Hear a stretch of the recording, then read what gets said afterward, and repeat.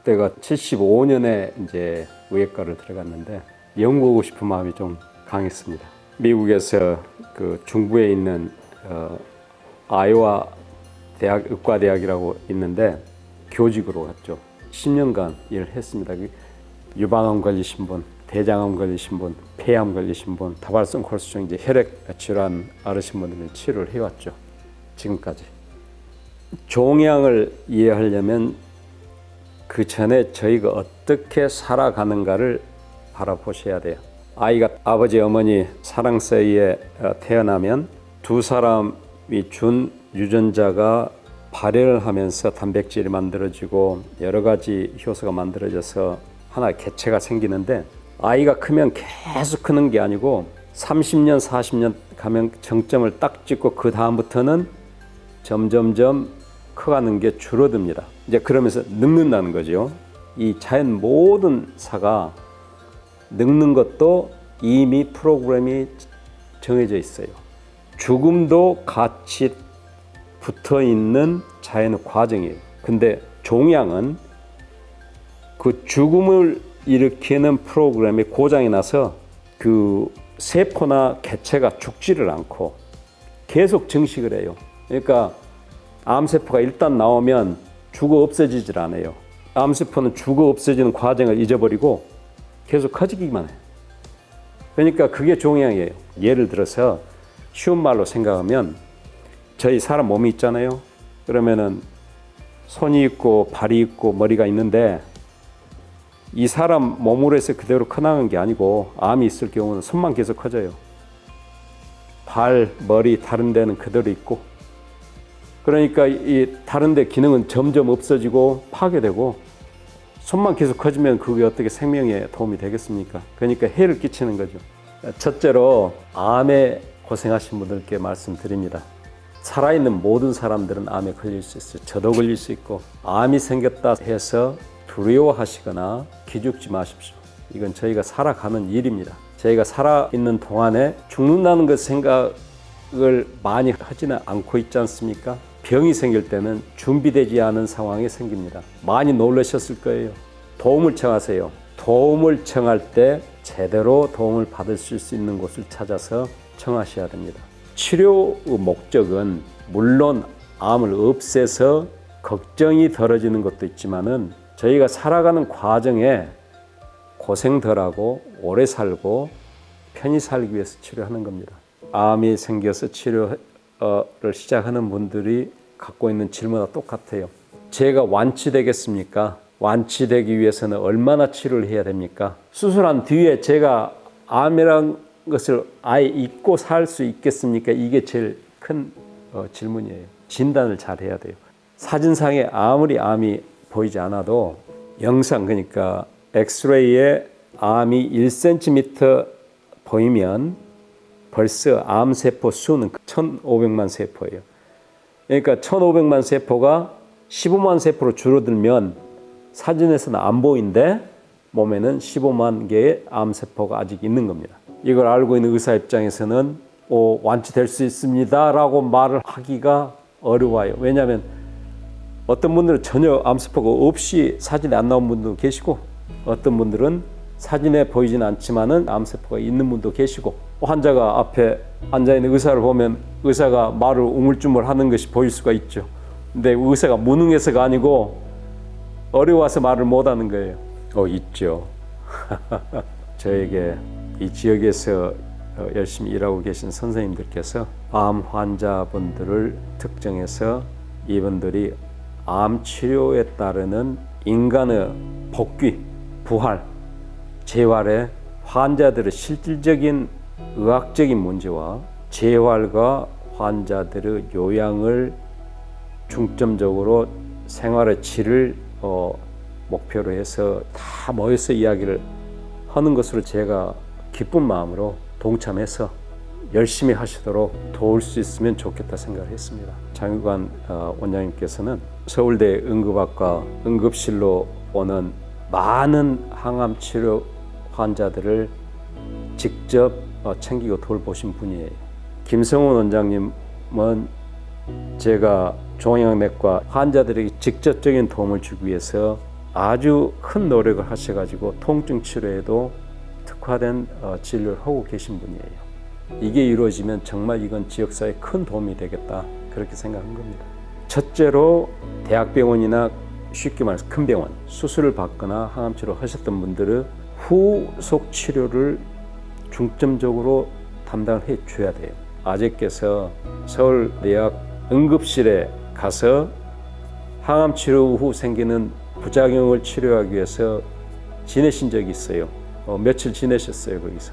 근데 그런 것을 특화해서 치료한 전문병원이 있었다면은 응급실에서 지낼 필요가 전혀 없죠. 그러면 지역에서 수술해서 그 뒤 치료가 필요하신 분들, 항암치료 직후에 생기는 합병증, 후유증을 감당하지 못하신 모든 분들을 직접적으로 도와주실 수 있는 거예요. 둘째로는 암이 없어졌다 해서 그 사람이 문제가 없어진 게 아니에요.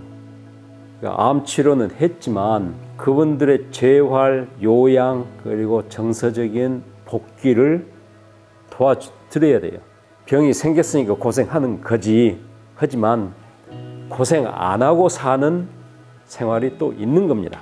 그것을 길을 열어줘야 돼요. 그 과정을 잘 이해를 하셔서 길을 터주시고 도와주시면 희망이 있잖아요. 1년 지나면 나는 내 옛날 모습으로 돌아오겠다. 정기적인 화상 모임을 해야겠죠. 한국에 일어난 모든 사실을 다 알고 있어요. 서로 소통하면서 아주 문제가 심각하고 어려운 처지에 놓인 환자분들이 병원에 오셨다면은 제가 기꺼이 그분들의 직접적인 그 도움이 될 수 있도록 상의를 해서 도움이 될 수 있도록 노력하겠습니다. 전대병원 앞에 군뱅이 파는 분들이 많이 계셨어요. 그걸 환자분들이 사서 먹었어요. 왜 먹었냐? 간염에 좋다고 소문이 났어요. 그래서 그렇게 먹은 사람들이 실제로 간이 기능이 정지돼 가지고 사망하신 분도 계시고, 그래서 첫째로 올바른 정보를 받고 따르셔야 돼요. 폐암이 생겼다면 담배는 안 됩니다. 담배로서 생길 수 있는 알려진 암만 해도 8가지, 방광암, 췌장암, 식도암, 후두암, 그리고 폐암, 술로 해서 생길 수 있는 암도 많아요. 나쁘다는 것은 피하셔야 되고 좋다는 것은 담당하시는 선생님들과 상의해서 따르셔야 돼요. 이게 좋다 하면 눈이 턱 뜨이고 귀가 번쩍해요.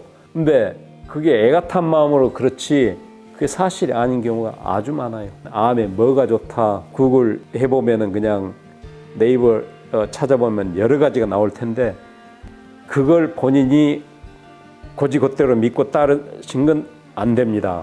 담당하신 의사분이나 상의를 해서 확인을 해야 돼요. 몸을 망치지 않으면서 올바른 방향으로 갈 수 있는 지도를 받아야 됩니다. 첫째로는 분자 생물학적 치료가 있습니다. 파괴되고 변형된 유전자를 고칠 수 있거나 스위치처럼 꺼버릴 수 있다면 암이 계속 재발되고 전이되는 것을 막을 수도 있고 없앨 수도 있어요. 그래서 전 세계 아주 큰 제약회사들이 이 유전자에 관계되는 치료약을 만들고 있어요. 먹는 약제가 8가지 정도가 있어요. 전부 다 유전자 변형에 따라서 서로 다른 약제들이 있어요. 그래서 그 방향이 지금 중점적으로 발전하고 있고, 두 번째는 면역 치료. 암세포가 클 때 우리 몸 안에 있는 면역력을 없애버리는 물질들을 만듭니다. 그러니까 우리 몸 안에서 원래 암이 생기면 우리 몸 안에 있는 면역 체계가 엉뚱한 게 생기니까 그걸 없애려고 해요. 근데 암세포는 이렇게 없애려고 공격하는 면역 세포들을 이겨버리는 물질들을 만들어요. 아니면 면역 세포들을 속여요. 암세포가 없는 것처럼 그런 물질을 만들어요. 그래서 그런 그 암세포가 속을 수 있는 물질을 만드는 경우는 암세포에게 너는 속았다 하는 약을 주면 면역세포가 암세포를 죽이고, 또 거꾸로 암세포가 면역세포 기능을 직접 떨어뜨리면 기능이 떨어진 면역세포 기능이 올라가는 약들을 많이 만듭니다. 그래서 이 분야는 지금 현재 미국에서 일어나고 있는 암 치료 후 획기적인 전환점이 되고 있어요. 첫째, 직접적인 도움을 줘야 돼요. 수술한 후에 회복을 빨리 해줘야 되고, 항암 치료받은 후에 발생되는 부작용 합병증을 곧바로 덜 할 수 있도록 도와줘야 됩니다. 건강할 수 있도록 도와주고, 그 다음에 더 중요한 것은 그 사람 자체를 회복시켜 줘야 돼요. 여기에 준비되지 않으신 분들은 많은 분들이 우울증에 빠져요. 쉬운 말로 속병이 생겨버려요. 우리가 살아가는 일상의 생활이 없어져 버릴 수가 있어요. 이걸 도와줘야 돼요. 제가 좋아하는 일을 암치료 후에 다시 할 수 있어야죠. 먹고 싶은 음식 다시 먹어야죠. 보고 싶은 사람을 가서 다시 봐야잖아요. 그거죠.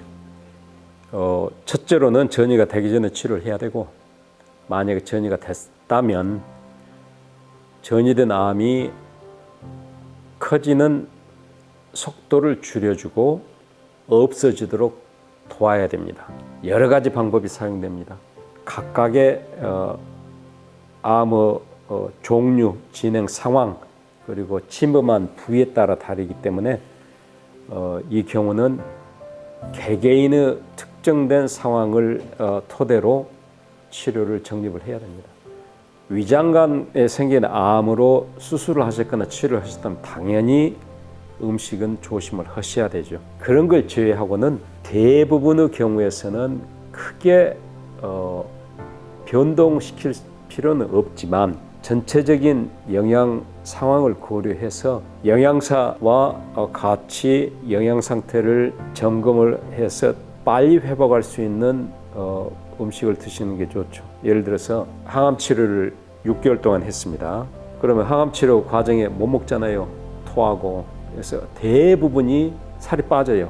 체중이 빠진 상황에서 수술해가지고 회복하는 것하고 체중이 잘 유지된 상태에서 수술한 후 회복되는 것하고 큰 차이가 나요. 그래서 그런 경우는 정말 집중적으로 영양 상태를 보조해 줘야 됩니다. 하나로 단정지어서 또 공부할 수 있는 것은 아니고 각각 개인 특정된 상황에 따라서 영양사분과 의사분 모두 모여서 어떤 방향으로 음식을 챙기는 게 도움이 되겠는가 상의를 하셔야 됩니다.